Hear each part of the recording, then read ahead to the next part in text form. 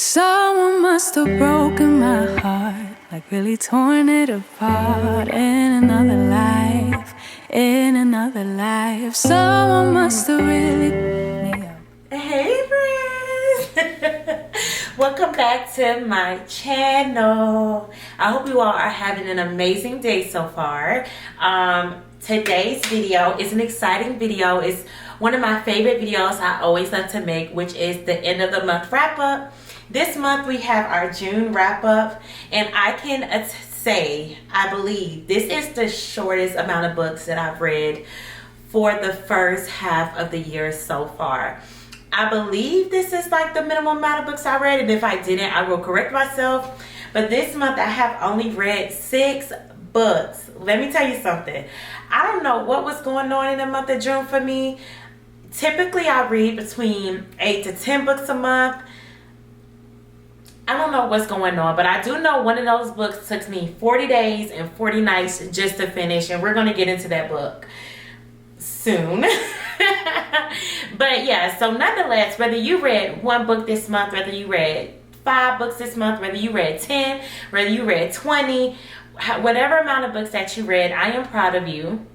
You did what you could. Reading is supposed to be for fun, and regardless, you got it done. So without further ado, y'all, let's go ahead and get into the first book that we read for the month of June. But let me check my Goodreads. Let me recap real quick. So the very first book that we read for the month of June was Divine Rivals by Rebecca Ross. Y'all, I ended up rating this book 5 stars. I loved it so very much.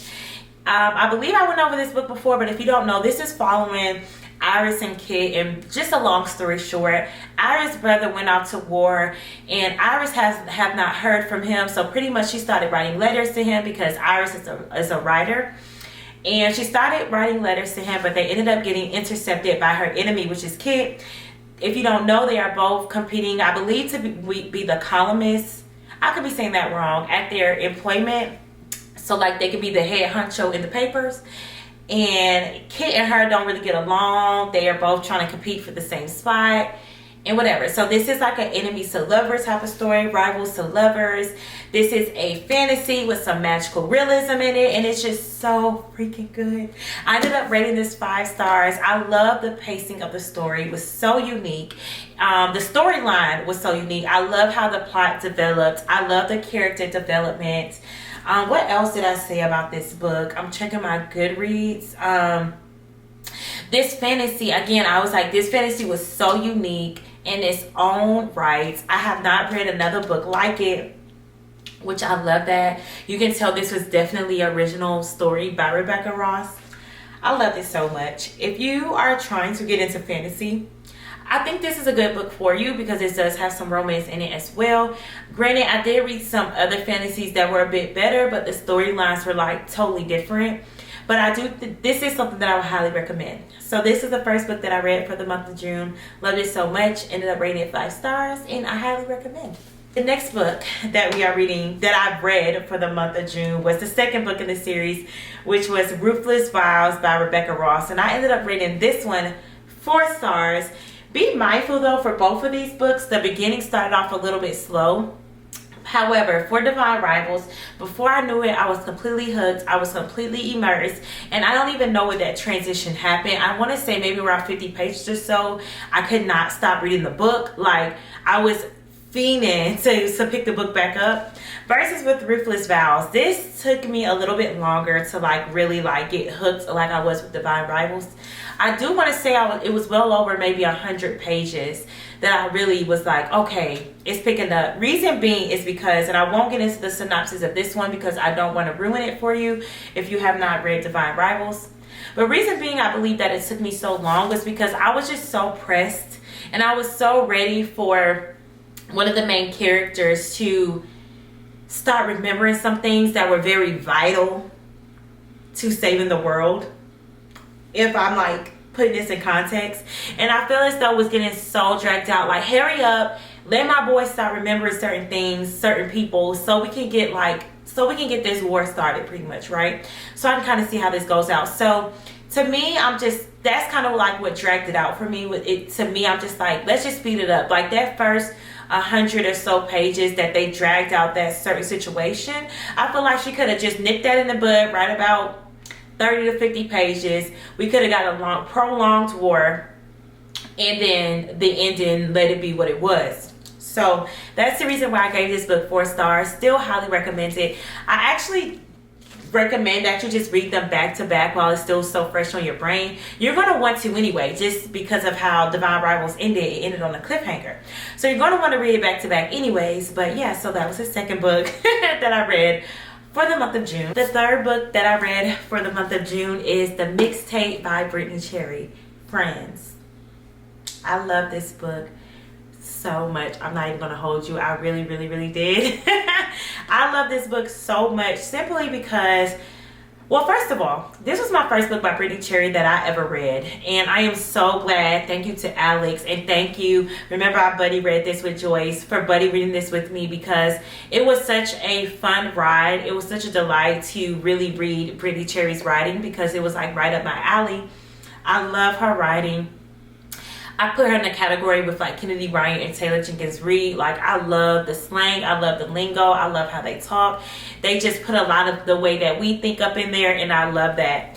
This book had literally so many LOL moments. I kid you not. I was highlighting and note taking like crazy. If you follow me on Goodreads, and I make all my notes visible should you want to follow them. And if you go look at my notes for this book, I was screaming. I was hollering. Like, you could probably hear my laugh through the notes because it was just so cute. This book was following Oliver and Emery.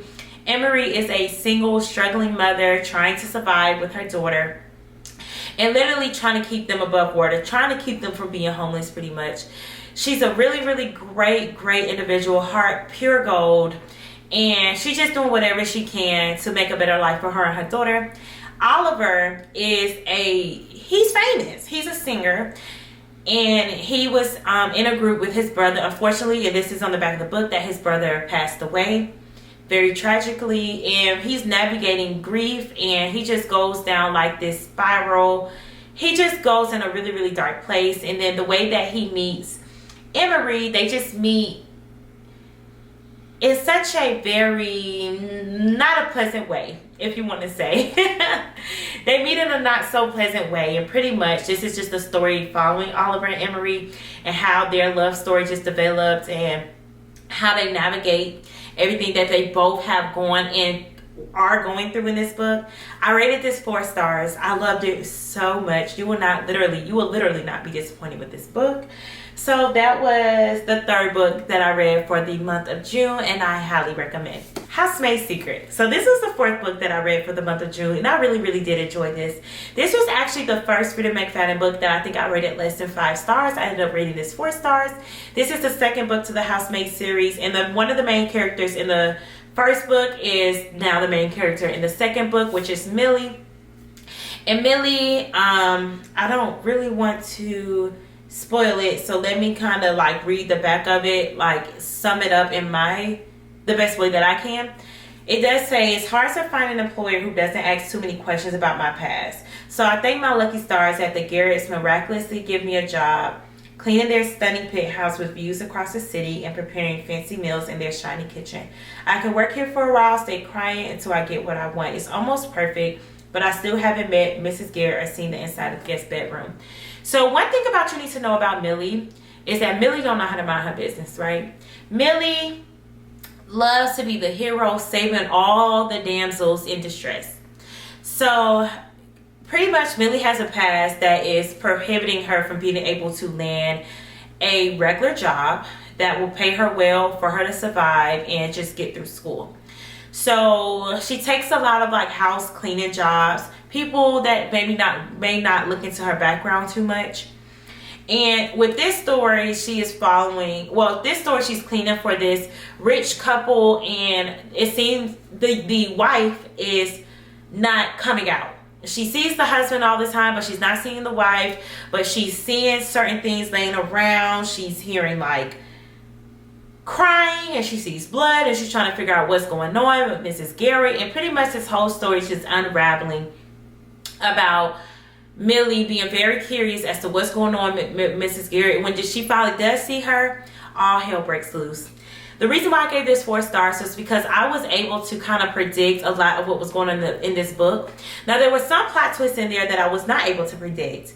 However, for the most part, I was able to predict certain things that was going to happen.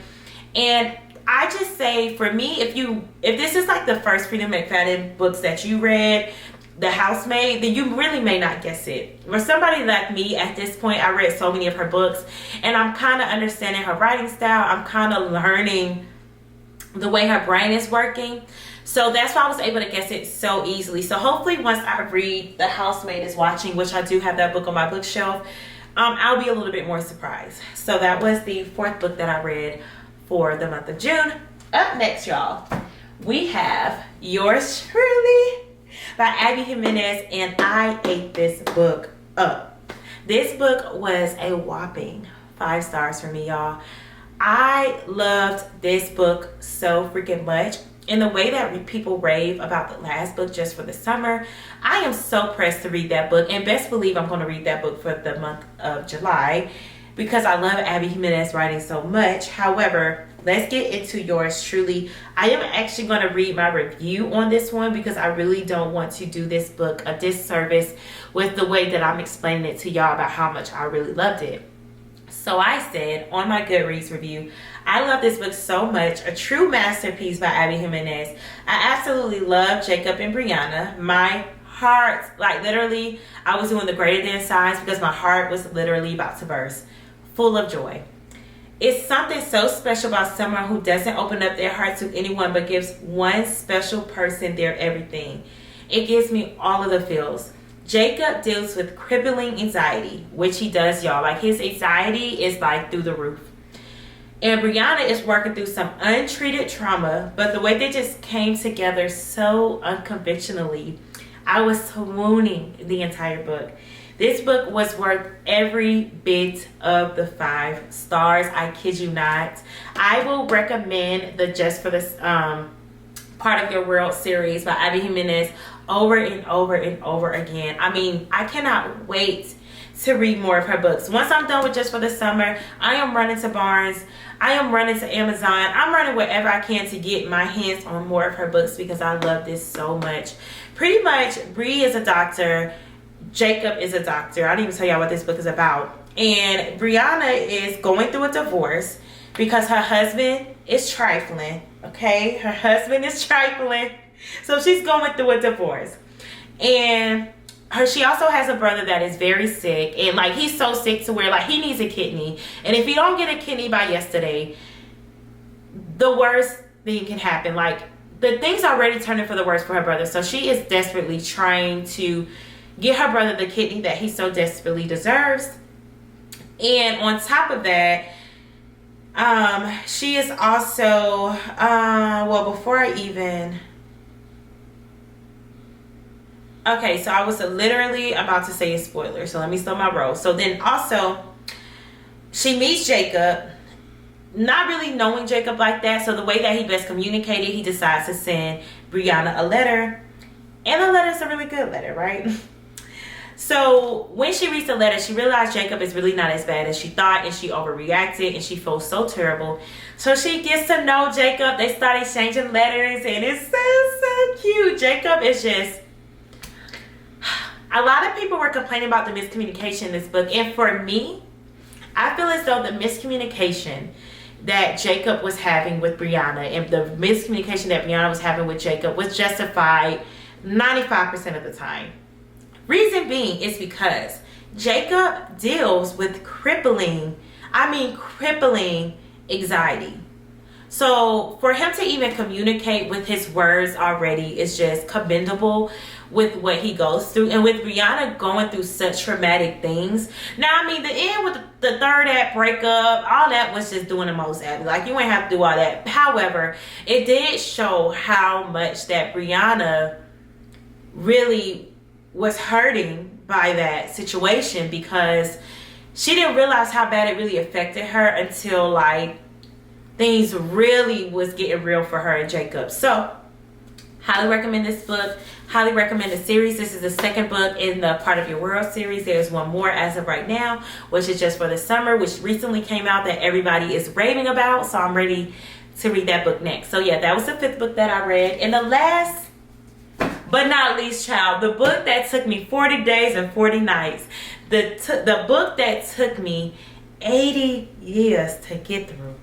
It's this book right here, Daisy Hates by Jessica Hastings. And with me saying all that, I still rated this book 4 stars. I still rated this book 4 stars. And I feel as though if I was really in the mood to read this book, like if the timing was right for me, this really could have been 5 stars. Like it had potential, but it ain't quite hit the mark, okay?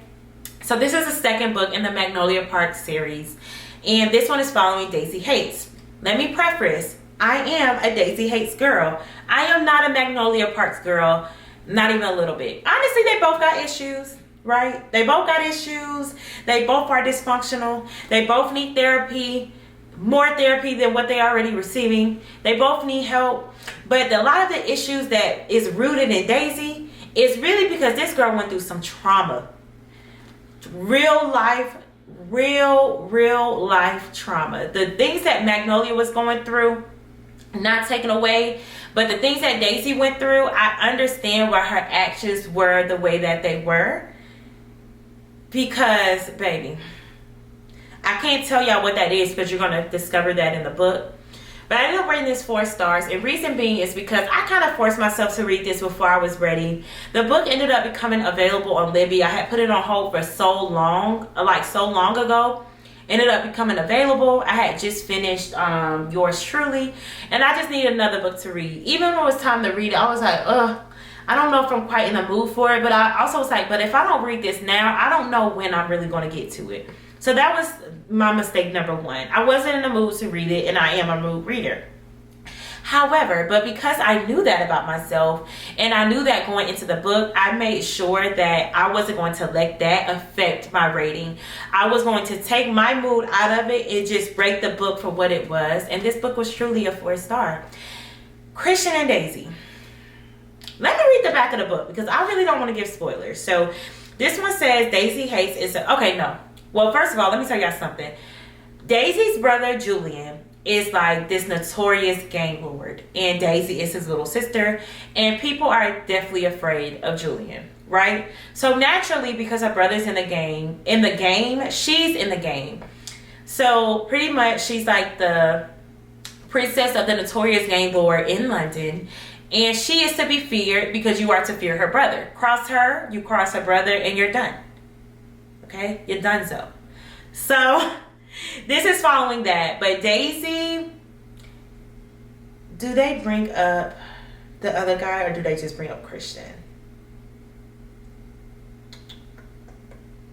Okay, so I'm not gonna bring up the other guy, but this is pretty much following Daisy and Christian's undiabolical, I hope that's the right word, it kind of follows their love story. It seems as though this series, the whole Magnolia Park series, doesn't really have a plot. I feel like we're just watching a movie. It feels like we're just watching a TV show.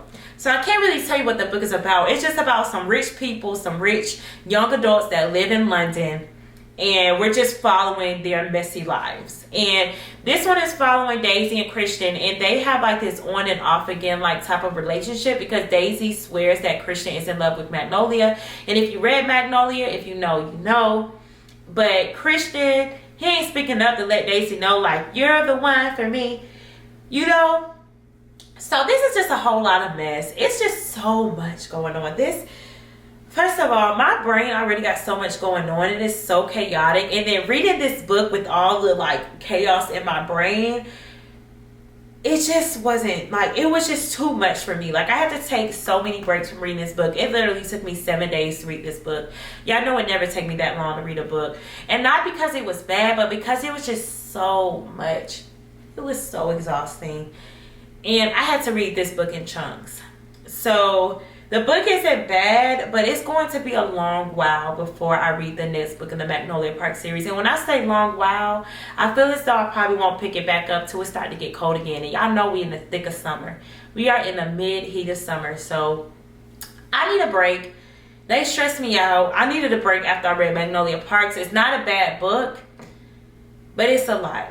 So I'm trying to think, am I missing anything? No. So yeah, that's pretty much the gist of the book. So we have read 6 books, friends, for the month of June. And I'm really pleased with the books that I've read. We was originally had 9 or 10 books lined up. Did not get to all of them. So it looks like some of those books are going to go into July. So July TBR might be a little longer. Or we might have those books that I was supposed to read for the month of July might go into another month. But anyways, let's go ahead and get all the books together. So we have... Divine Rivals, Ruthless Vows, The Mixtape, The Housemaid's Secret, Yours Truly, and Daisy Hates. I had a great time reading this month. Though I couldn't read as much, I'm still very proud of myself, especially with just life. Life just be life and y'all. But anyways, I hope y'all enjoyed this video, and I will see you in the next one. Bye!